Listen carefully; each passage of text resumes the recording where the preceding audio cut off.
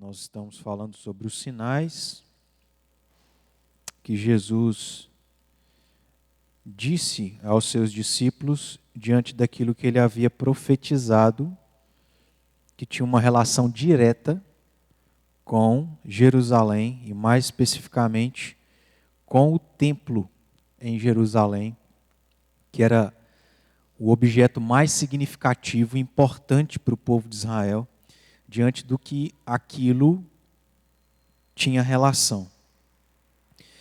Então, capítulo 24 de Mateus, a partir do versículo de número 4, nós vamos reler para a gente poder relembrar aqui os sinais que nós já tratamos e a gente avançar no próximo. A partir do versículo de número 4. Diz aí o texto. 24, 4. Evangelho de Mateus. E ele lhes respondeu: vede que ninguém vos engane, porque virão muitos em meu nome, dizendo: eu sou o Cristo, e enganarão a muitos. E certamente ouvireis falar de guerras e rumores de guerras. Vede, não vos assusteis, porque é necessário assim acontecer, mas ainda não é o fim. Porquanto se levantará nação contra nação, reino contra reino, e haverá fomes e terremotos em vários lugares. Porém, tudo isso é o princípio das dores. Então sereis atribulados e vos matarão. Sereis odiados de todas as nações por causa do meu nome. Nesse tempo, muitos hão de se escandalizar, trair e odiar uns aos outros. Levantar-se-ão muitos falsos profetas e enganarão a muitos. E por se multiplicar a iniquidade, o amor se esfriará de quase todos. Aquele, porém, que perseverar até o fim, esse será salvo. E será pregado este evangelho do reino por todo o mundo, para testemunho a todas as nações. Então virá o fim. Agora o versículo que nós entramos, dando início a ele, para depois a gente poder avançar. Após nós fazermos aqui uma série de considerações em outras passagens, como nós vamos ver uma delas, para depois, somente depois de vermos essas outras passagens, nós avançarmos para o versículo 16. Mas nós vamos nos ater apenas no versículo 15, porque esta parte do texto começa no versículo 15 e, na verdade, vai se encerrar lá no versículo de número 31. Então, apenas o versículo 15. Um outro sinal que Jesus disse é que quando, pois, virdes o abominável da desolação, de que falou o profeta Daniel no lugar santo, quem lê, entenda. Então, a partir do versículo 16, ele vai recomendar uma série de coisas aí. Mas o versículo 15 é um desses outros sinais.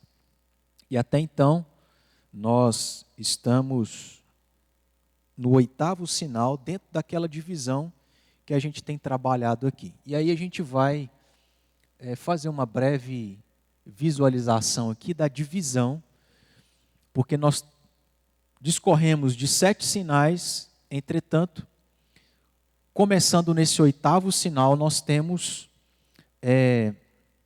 uma divisão entre esses 8 sinais. Não necessariamente nesses 8, mas daqueles outros que também vão aparecer. Isso. Se puder dar uma... Na verdade, irmãos, o que está nas letras menores aí são as passagens, tá? Mas sobe lá, para o lado direito. Isso. Então, tenta diminuir um pouquinho o zoom. Pode jogar para o lado de cá. Então, do lado esquerdo. Isso. A primeira divisão desses sinais é o que é chamado de princípio das dores. E a gente já estudou que esse termo tem relação com a mulher grávida que está prestes a dar à luz.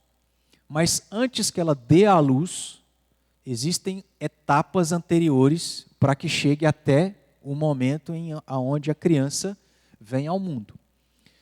E a gente vai observar que essa maneira de Jesus se referir a esse primeiro momento dos sinais, nós não vemos isso sendo repetido nas outras partes, mas é apenas uma ideia ilustrativa para a gente entender o que Jesus queria, que é a compreensão de que algumas coisas acontecerão próximas, ainda mais próximas, e outras próximas, né, bem próximas, já no momento da criança, aqui no caso, de maneira figurativa, vir ao mundo.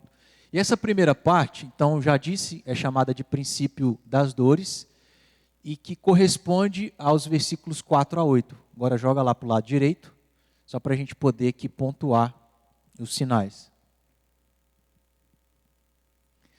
Então, temos dentro da nossa divisão aqui 3 sinais que correspondem a essa primeira parte chamada de princípios das dores, que é o sinal sobre muitos dizendo ser o Cristo para enganar muitos, depois nação se levantando contra nação e reino contra reino, ao ponto de ouvirem falar de guerras e rumores de guerras. E o terceiro sinal que corresponde a essa primeira parte é sobre fomes, terremotos, epidemias, coisas espantosas e grandes sinais no céu. A segunda parte, está bem abaixo aqui, é chamada de sinais antes do fim, que correspondem aos versículos 9 a 14. Então, até semana passada, nós tratamos sobre essa segunda parte. Vimos os 3 sinais que se referem à primeira parte, gastamos aí um tempo tratando sobre os outros sinais que fazem parte que correspondem a essa segunda parte, chamada de antes do fim. E aí encerramos essa segunda parte na semana passada. Joga aí para o lado esquerdo. Então nós temos o quarto sinal. Deixa eu ler lá, Leiseu. O quarto sinal, que é sobre tribulações, o assassinato de crentes, cristãos, o ódio de todas as nações por causa do nome de Jesus, e muitos se escandalizariam, trairiam e odiariam uns aos outros. O quinto sinal é que, parecido com o primeiro, muitos falsos profetas se levantariam para enganar muitos também. O sexto sinal, que é a multiplicação da iniquidade e o esfriamento do amor de quase todos. Na última quinta-feira, nós tratamos sobre o último desses sinais que correspondem à segunda parte, que é a pregação do evangelho do reino em todo o mundo para testemunho a todas as nações, porque somente após a conclusão deste último sinal da segunda parte é que viria a última parte, que é chamada de fim, que correspondem a esse versículo que nós vamos entrar hoje, versículo 15, que vai até o versículo 31. Ficou claro, irmãos? Então nós temos 3 momentos, ou 2 momentos, antes do momento final, aonde de fato aconteceria o que Jesus disse, destruição do templo, e que aconteceu no ano 70.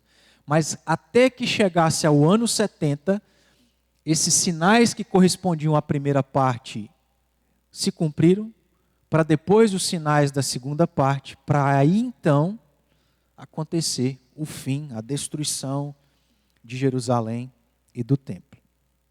Eu quero aproveitar esse último sinal, porque eu não fiz isso na semana passada, e aqui é rapidinho, só para os irmãos visualizarem, ainda que a gente tenha feito isso também, mas não com todo o material que eu já tinha separado. Coloca lá aquela imagem que tem vários quadrados, em preto e branco. Na Bíblia de Genebra, a gente encontra esse quadro, que os irmãos podem ver aí. Então sobe lá. Esse primeiro quadro da esquerda, nós temos aqui 5 números que estão, que tem relação com um raio de alcance. Vamos nos lembrar que o 7º sinal, que corresponde à segunda parte dos sinais, se refere à pregação do evangelho a todo mundo, certo? Foi isso que nós falamos. E aí, lá em Atos capítulo 1, versículo 8, Jesus disse o seguinte: olha, vocês vão começar em Jerusalém, vão para Judeia, Samaria e até os confins da terra. Então, nesse primeiro círculo ali que está o número 1, bem mais ao extremo aqui, é onde se encontrava a região de Jerusalém, Judeia e Samaria. Depois a gente vai visualizar isso um pouquinho melhor. A partir do segundo círculo, nós vamos observar os confins da terra. E, consequentemente, o círculo 3, 4 e 5, que é onde, em branco, lá no canto esquerdo, você vê uma bota. Está dando para ver uma bota ali?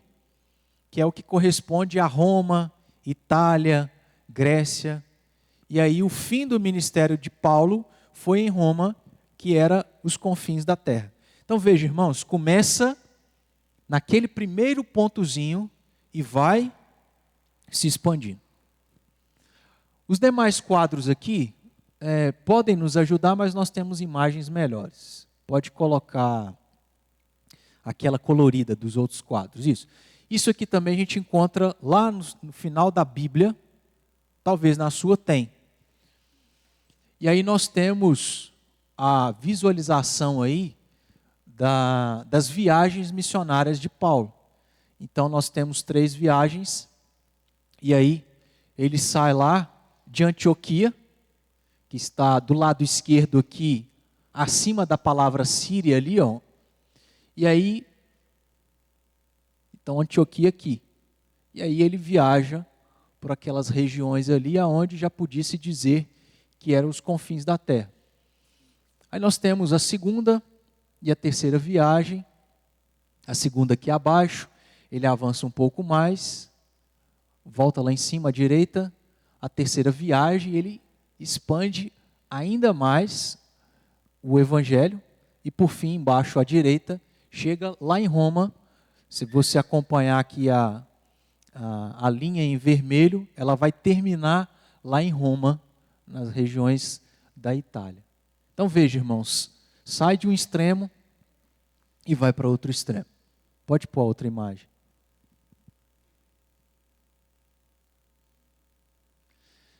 Esse mapa, então, é um mapa atual dos dias de hoje. Nós não vamos encontrar aí todos os nomes daquelas cidades que existiam nos dias de Jesus e da igreja primitiva. Mas, me falta aqui algo para apontar, mas a gente tem aqui perto do Líbano, perto de Damasco, na verdade está bem aqui, ó, Jerusalém. Acima a gente tem Samaria, não vai aparecer ali, e abaixo de Jerusalém a gente tinha a região da Judéia. Vai lá para Antioquia, que seria mais ou menos aqui, desce, isso, ali, ó, nesse nome esquisito lá em cima, aqui, ó, desce, isso aqui, ó, para baixo, para a esquerda, isso. Antioquia mais ou menos aí. E aí da Antioquia, que é onde os cristãos foram chamados de cristãos pela primeira vez, Paulo, ou o evangelho, vai lá para a Itália. Então pode diminuir o mapa. Nós temos a Itália ali, agora pode ampliar aí. Ou diminuir. Então a gente tem, bem ao extremo aqui, até a Itália, 2.300 quilômetros de expansão do evangelho. E que por causa disso, só foi ampliando, chegando lá na Europa, chegando depois aos Estados Unidos, vindo para o Brasil, tantos anos depois, aonde o evangelho chegou. Acabou, né? Joia. Então era só para a gente poder visualizar aqui melhor essa questão relacionada ao 7º sinal, que foi a pregação do Evangelho até os confins da terra. Bom, nós temos então, a partir do versículo 15 até o versículo 31, essa parte, ou esta última parte dos sinais, que é chamada de o fim. Então, sinais que aconteceriam ao mesmo tempo em que Jerusalém e o templo fossem destruídos. O primeiro sinal que nós temos, nesse versículo 15, é que diante desse sinal, que nós vamos entender depois de algum tempo aqui, diante desse sinal, é que Jesus vai apresentar todas essas orientações, me fugiu aqui a palavra, não é exortações que eu quero dizer também, mas orientar o povo para que, diante dos sinais que iriam se cumprir, como nós temos visto que se cumpriram, eles então pudessem ter as atitudes corretas. Nós não vamos falar sobre isso, mas só um exemplo. No versículo 16. Diante do fim, que seria marcado por esse sinal, o oitavo sinal que está no versículo 15, chamado de o abominável da desolação. Então, quando esse abominável da desolação surgisse, eles deveriam, por exemplo, no versículo 16, os que estão na Judéia, fujam para os montes, quem estiver sobre o eirado, e aí ele continua discorrendo sobre isso. Mas antes que a gente entenda essas recomendações, eu acho que a palavra que eu queria era essa. Diante dessas recomendações que Jesus dá para que o povo pudesse estar preparado para tudo aquilo que aconteceria, a gente precisa entender o que é esse abominável da desolação. Alguém já estudou e tem essa informação e sabe? Ou você imagina o que esse abominável da desolação tem relação? Alguém gostaria aí de contribuir com algo nesse sentido? Nada? Ninguém? Está querendo falar, Eliseu? Está precisando só de um incentivo? Nada? Alguém muito ruim já é alguma coisa. Mas tem muita gente ruim, né? A quem que se referia essa expressão aí que tem relação com alguém muito ruim? Você imagina algum nome? Você que é um bom estudante de história? Não? Vitor, aí, boa. Vamos lá, Vitor.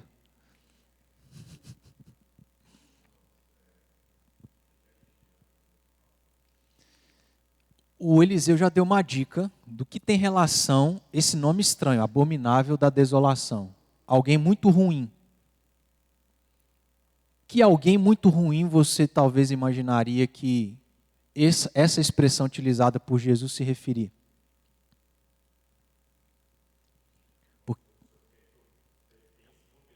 Sim, senhor, isso mesmo. Sim. Hitler. Ok. Nero. Porque olha só, os irmãos estão errados? Não necessariamente. Mas o próprio Jesus nos auxilia na maneira que a gente deve compreender. Por quê? Ele se apropria de uma expressão que ele mesmo diz de quem ele tomou essa expressão. E no caso aqui foi de quem? Daniel. Que Daniel?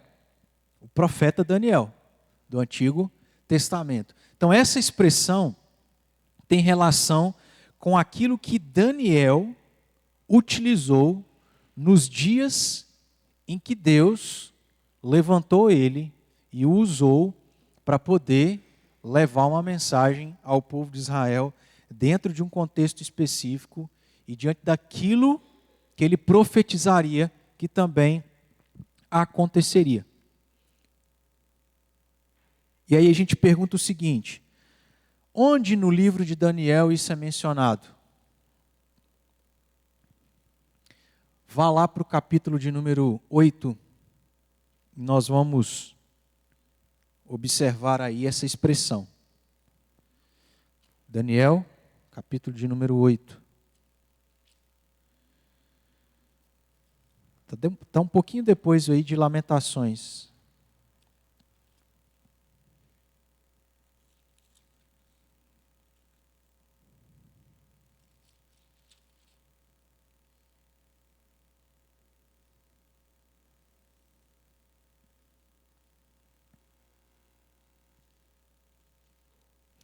Capítulo 8, versículo 13.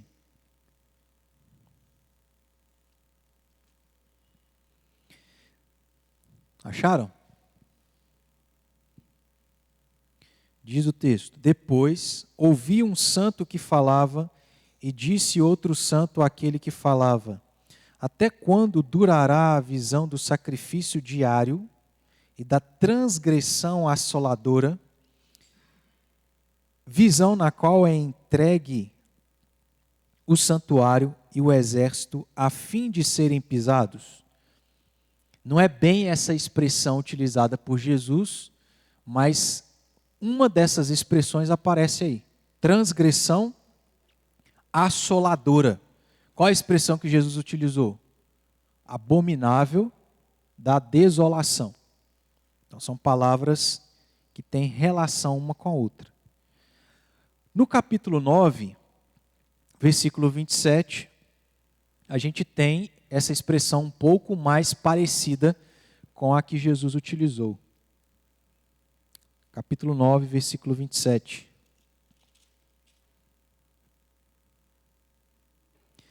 Ele fará firme aliança com muitos por uma semana. Na metade da semana fará cessar o sacrifício e a oferta de manjares. Sobre a asa das abominações virá o assolador, até que a destruição que está determinada se derrame sobre ele. Então aparece aí, abominações virá o assolador. Vamos para o capítulo 11, versículo 31.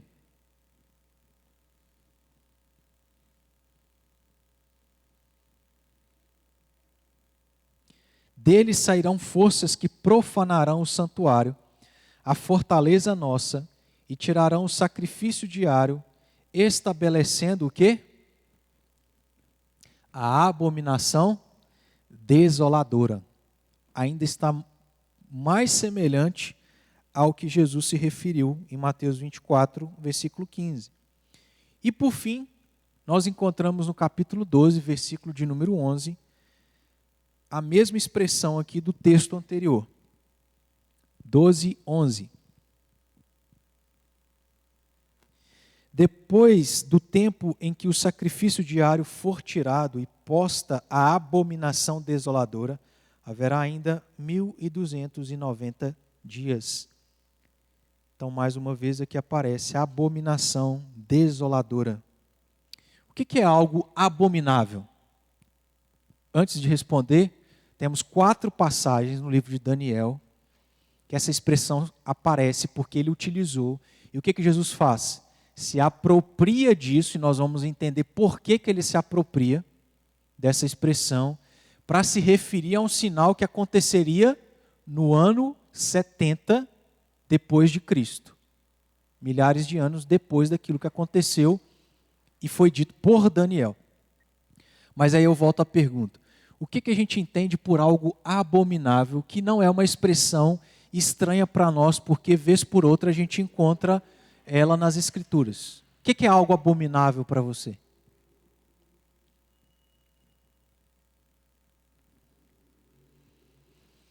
Hã? Não escutei. Muito ruim. Assustador. Você está no Google aí? Olha só, abominável tem relação com aquilo que é detestável.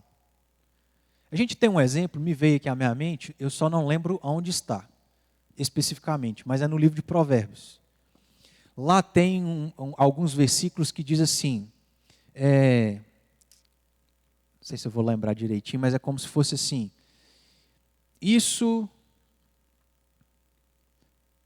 determinada coisa é ruim. Uma segunda coisa é ruim. Uma terceira é ruim. Uma quarta é abominável. Vocês se lembram dessa passagem? Você conseguia achar? Eu não sei se está abominável ou detestável. Ou Deus aborrece, alguma coisa assim. Então, abominável tem relação com aquilo que é detestável, com aquilo que profana, com aquilo que contamina, com aquilo que é impuro, com aquilo que é terrível. E desolação tem a ver com devastação, com destruição. Essa expressão, então, abominável da desolação, utilizada por Daniel, é algo que nós vemos ele se aplicando a uma determinada pessoa, que depois nós vamos entender quem é essa pessoa, e ele descreve, como nós vamos ver aqui no capítulo de número 8, então já pode voltar as suas páginas aí para o capítulo 8, nós vamos ver que entendendo o que significa algo abominável e o que significa algo desolado, nós vamos ver justamente aqui no capítulo 8 a descrição detalhada de algumas coisas que Daniel profetizou que aconteceria e que por acontecer é justamente por isso que essa expressão é aplicada a uma determinada pessoa. Capítulo 8, a partir do versículo 9.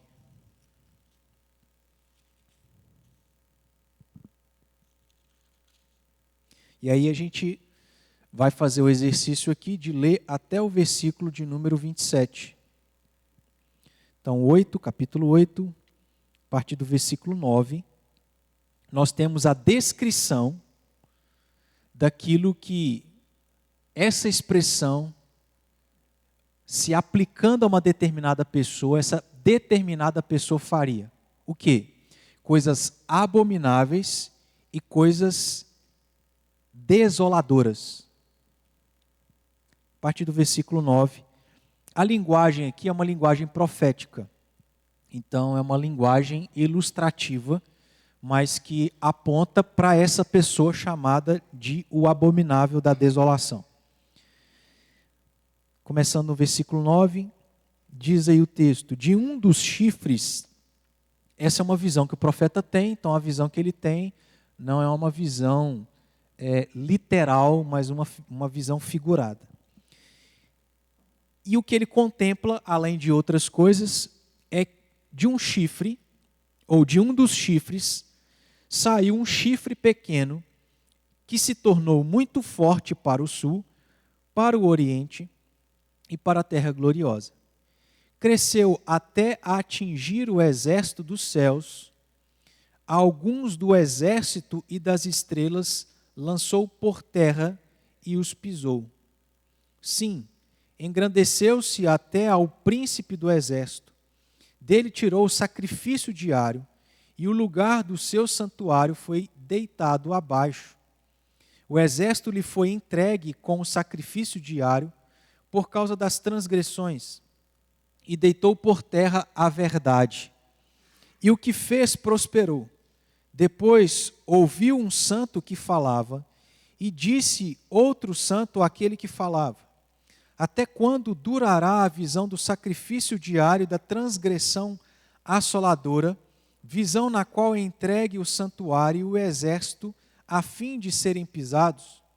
Ele me disse: até 2.300 tardes e manhãs, e o santuário será purificado. Aí a partir do verso 15, um parênteses aqui, porque o que acontece?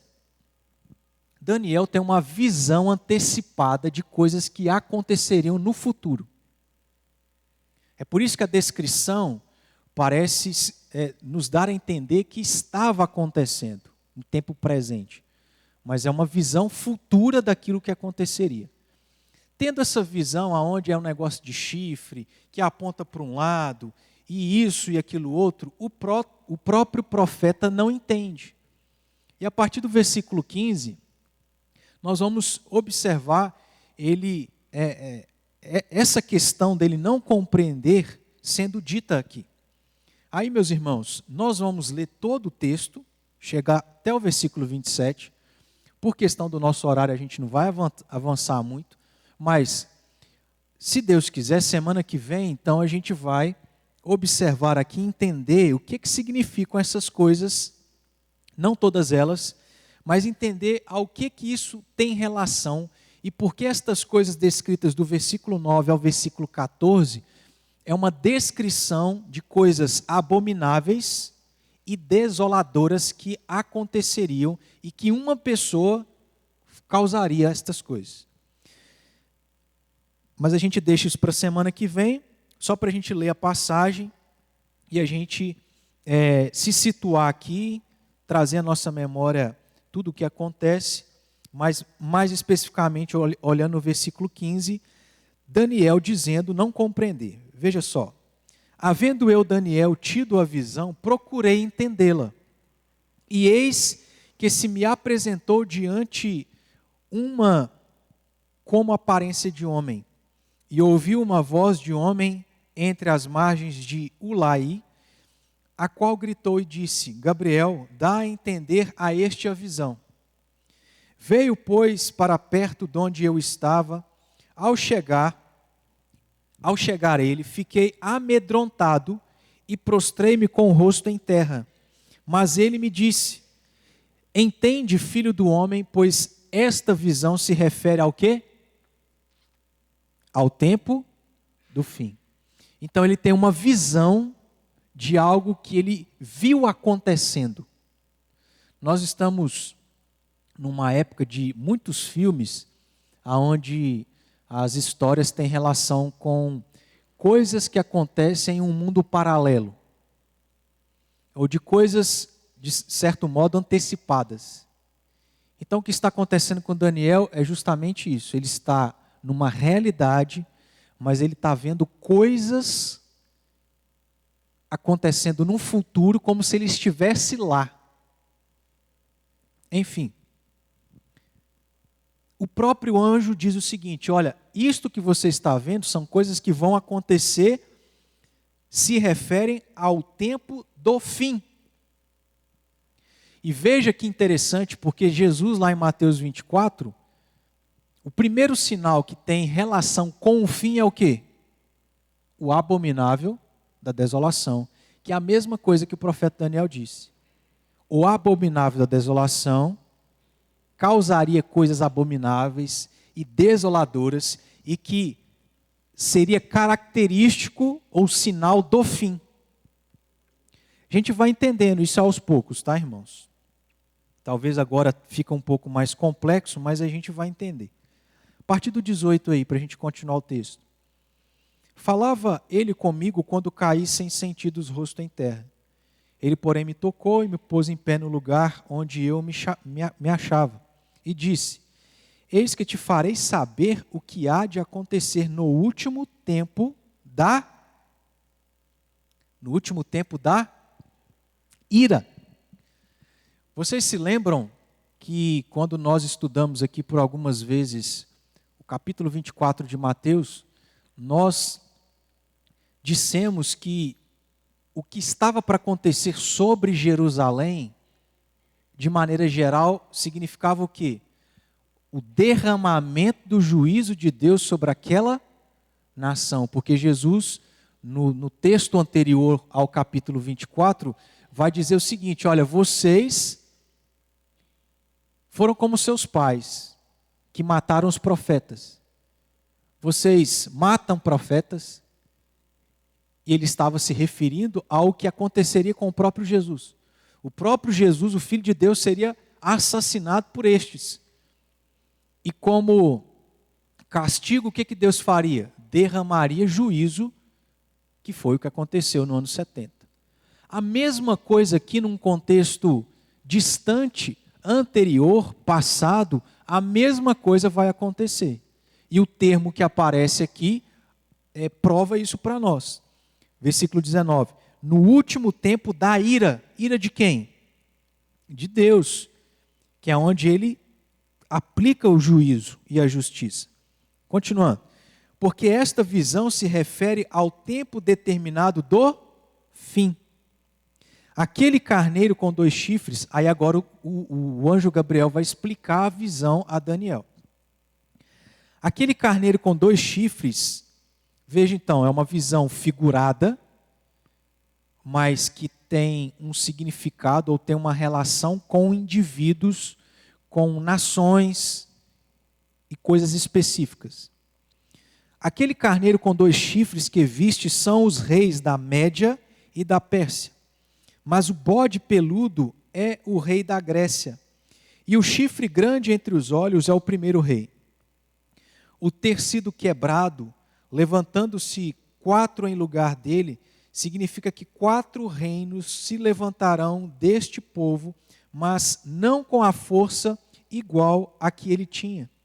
Mas, no fim do seu reinado, quando os prevaricadores acabarem, levantar-se-á um rei de feroz catadura e especialista em quê?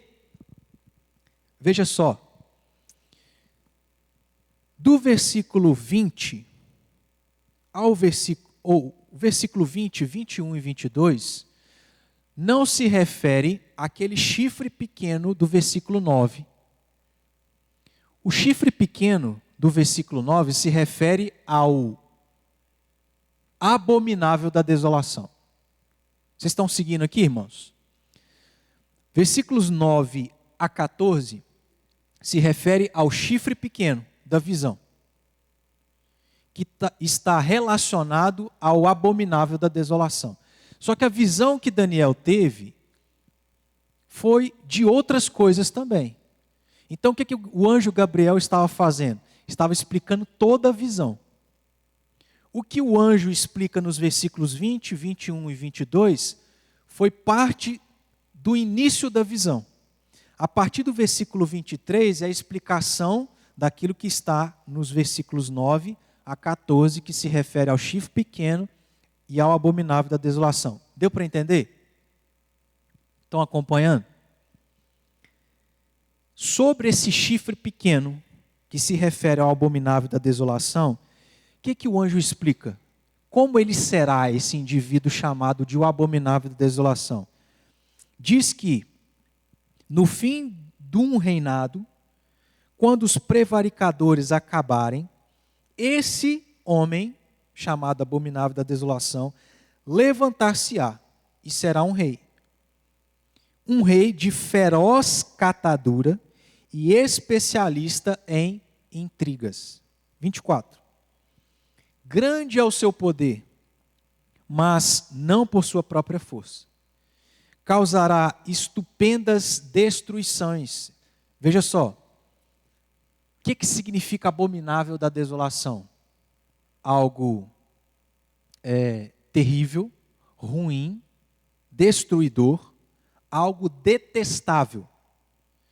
A gente pode entender que detestável é aquilo que é totalmente contrário ao que Deus é e ao que Deus quer.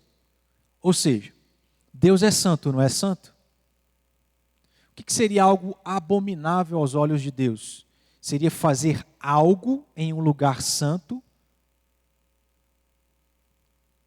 ou melhor, fazer algo totalmente oposto à santidade e, inclusive, num lugar santo, algo abominável, detestável.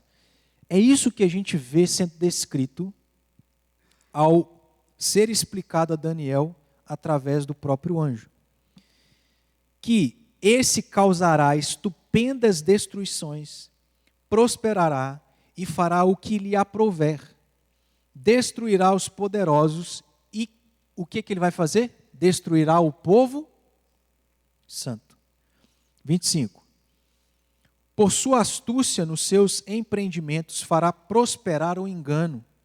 Olha só, Uma das coisas que Jesus disse repetidamente lá em Mateus 24, que seria um dos objetivos de falsos cristos e falsos profetas era o quê? O engano. Mas uma coisa característica do que aconteceu no tempo de Daniel e aconteceu nos dias da igreja primitiva dita por Jesus. Continuando aí no versículo 25. No seu coração se engrandecerá e destruirá muitos que vivem despreocupadamente. Isso aqui eu achei interessante. Porque um dos objetivos de Jesus apresentar aqueles sinais do que aconteceria no ano 70 era para que o povo estivesse em alerta, preparado. Nós vamos ver lá no versículo 16 do capítulo 24 de Mateus, Jesus dizendo assim: quando vocês virem o abominável da desolação, fujam, estejam atentos. E o que Daniel aqui diz? Ou o que o anjo Gabriel diz desse tempo que também, muito semelhante ao ano 70, aconteceu? Que esse homem, caracterizado e chamado de o abominável da desolação, destruiriam muitos que viveriam em, ou de que maneira? Despreocupadamente, desatentos. Continuando.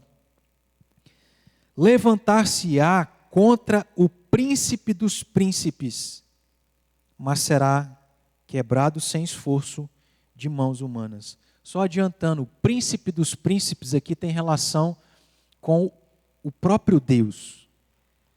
É óbvio que não num sentido literal, mas o que vai ser caracterizado, ou melhor, o que caracterizaria esse homem chamado de o abominável da desolação é alguém que se levantaria contra o próprio Deus, contra as coisas relacionadas a Deus, contra o povo de Deus.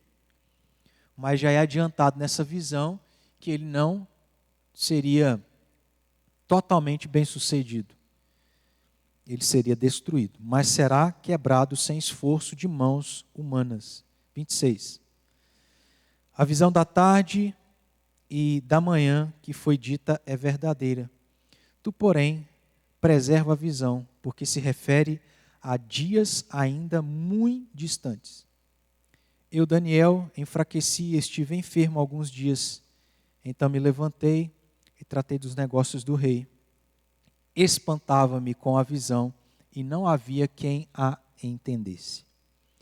Nós vamos, semana que vem, estudar um pouquinho melhor para a gente entender, dentro daquilo que é possível, ao que mais especificamente, aqui eu já adiantei algumas coisas, mas ao que mais especificamente essa profecia queria dizer que aconteceria, que tem relação com o que a gente entendeu do que significa abominável e algo desolador, que seria atribuído a um homem que nós entendemos que seria um rei. Tá certo? É importante a gente entender tudo isso aqui, e a gente vai gastar um bom tempo para entender, para a gente compreender esse sinal que Jesus falou também, que aconteceria no ano 70. O abominável da desolação surgiria e causaria destruição, faria coisas abomináveis também. Nós estamos já há um bom tempo em Mateus 24 e a gente vai gastar um bom tempo também, ainda que menor, mas um certo tempo aqui no livro de Daniel para a gente entender essas coisas todas. E aí, nós estamos com o nosso tempo avançado, então a gente para por aqui para a gente poder orar, encerrar, e aí semana que vem a gente continua. Deu pra